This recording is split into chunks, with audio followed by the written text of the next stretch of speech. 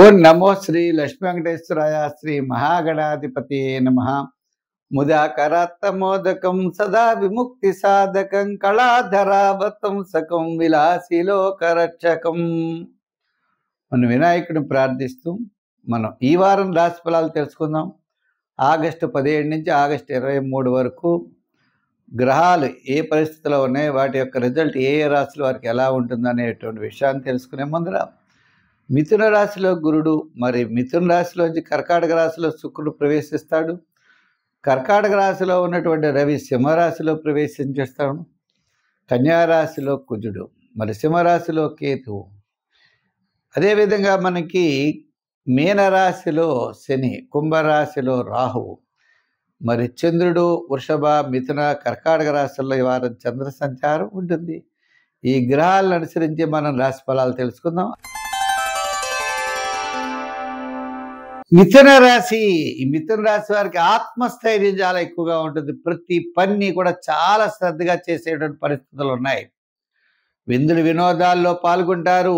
వార ప్రారంభ అకాల భోజనము, శ్రమ, వారం మధ్యలో కార్యజయం, ధనలాభం, వారాంతం ముఖ్యమైన వ్యవహారాల్లో అనుకూలత. ఈ సూర్య భగవానుడు ఎప్పుడైతే తృతీయ స్థాన సంచారానికి వచ్చాడో తప్పనిసరిగా అన్నింటా మీరు విజయం సాధించేటువంటి అవకాశాలు ఉన్నాయి.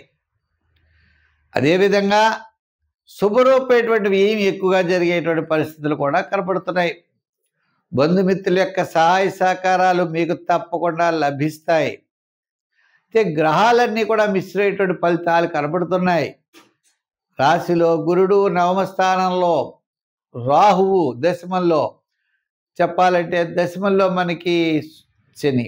ఇలా గ్రహాలన్నీ మిశ్రమైనటువంటి ఫలితాలు కనపడుతున్నాయి. కాబట్టి ప్రతి పనిని శ్రద్ధగా నిదానంగా ఆలోచనతో ముందుకు వెళ్ళవలసిన పరిస్థితులు అయితే ఈ రాశి వారికి తప్పనిసరిగా ఉన్నాయి. సామాన్యమైన వ్యవహారాలన్నీ కూడా వారం మధ్యలో చక్కగా యోగిస్తాయి. దూరం నుండి శుభవార్తలు అందుతాయి. ఉద్యోగస్తులకి శ్రమ భారం తగ్గుతుంది. రాజకీయ పరంగా సామాన్యంగా ఉంటుంది. విద్యార్థులు దక్షిణామూర్తిని పూజించాలి.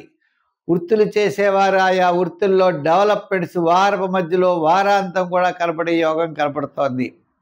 ఇక వ్యాపారాత్మకమైన విషయాలు వచ్చినట్లయితే ఎలక్ట్రానిక్స్ వారికి, గృహోపకరణ, వస్త్ర, అపర, ధాన్యం, మెడికల్ వారికి యోగదాయకంగా ఉన్నది.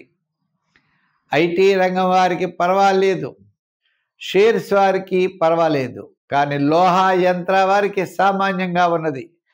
ఏదైనప్పటికీ ఈ రాశి వారు శివారాధన బాగా చేయాలి. అంటే గురుగ్రహ ప్రీతి కోసం గురువార నియమం పాటిస్తూ, దత్తాత్రేయ చరిత్రలు పారాయణ చేస్తూ శివారాధన బాగా చేస్తే అన్ని గ్రహాలు యోగదాయకంగా ఉంటాయి. తద్వారా మీకు గురువార నియమం పాటించండి. సంఖ్యల్లో 6 వాడండి. రంగుల్లో తెలుపు రంగు వాడండి. మంచి యోగదాయకంగా ఉంటుంది.